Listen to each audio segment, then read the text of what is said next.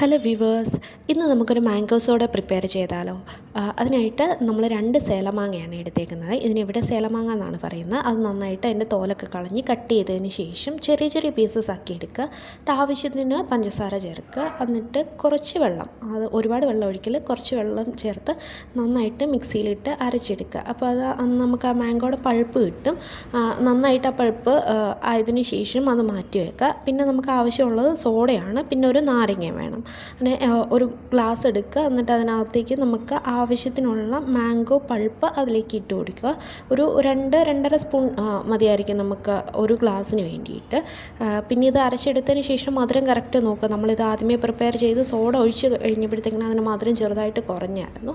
അപ്പോൾ നമ്മൾ പിന്നീട് ഒന്നും കൂടെ പഞ്ചസാര ഇട്ട് ഒന്നുകൂടെ മിക്സ് ചെയ്തെടുത്തേ.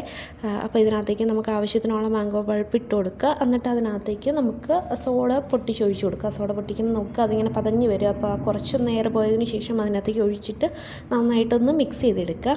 അതിനകത്തേക്ക് ഒരുപാട് ഒഴിക്കല്ല, കുറച്ച് നാരങ്ങ നീര് ഒഴിക്കുക. ഒരുപാട് ഒഴിച്ചിട്ടുണ്ടെങ്കിൽ മാംഗോ ആയതുകൊണ്ട് തന്നെ അതിൻ്റെ ടേസ്റ്റ് മാറിപ്പോവും. അപ്പോൾ ചെറുതായിട്ട് ഒരു ഹാഫ് ടീസ്പൂൺ പോലും വേണ്ട, കുറച്ചൊരു ടേസ്റ്റിന് വേണ്ടിയിട്ട് നാരങ്ങ നീരും കൂടി മിക്സ് ചെയ്ത് കൊടുക്കുക.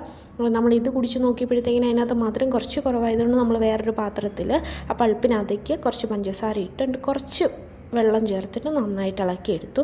എന്നിട്ട് അതിനകത്തേക്ക് നമ്മൾ നേരത്തെ ഒഴിച്ച പോലെ തന്നെ സോഡ ഒഴിച്ചതിന് ശേഷം നന്നായിട്ട് ഒന്നുകൂടി മിക്സ് ചെയ്തെടുത്തു. അപ്പം വീട്ടിലെല്ലാവരും ഒന്ന് ട്രൈ ചെയ്ത് നോക്കാം. ട്രിവാൻഡ്രത്ത് ഇപ്പം മഴയാണെങ്കിൽ അത്യാവശ്യം നല്ല ചൂടുള്ള സമയമാണ്, അതുകൊണ്ടാണ് നമ്മൾ ഈ ഡ്രിങ്കൊക്കെ ഉണ്ടാക്കിയത്. അപ്പം നല്ല മഴ തണുപ്പൊക്കെ ഉള്ള സ്ഥലങ്ങളൊക്കെ ഉണ്ടായിരിക്കുമല്ലേ, അപ്പോൾ പറ്റുന്നവരൊക്കെ ട്രൈ ചെയ്ത് നോക്കാം കേട്ടോ.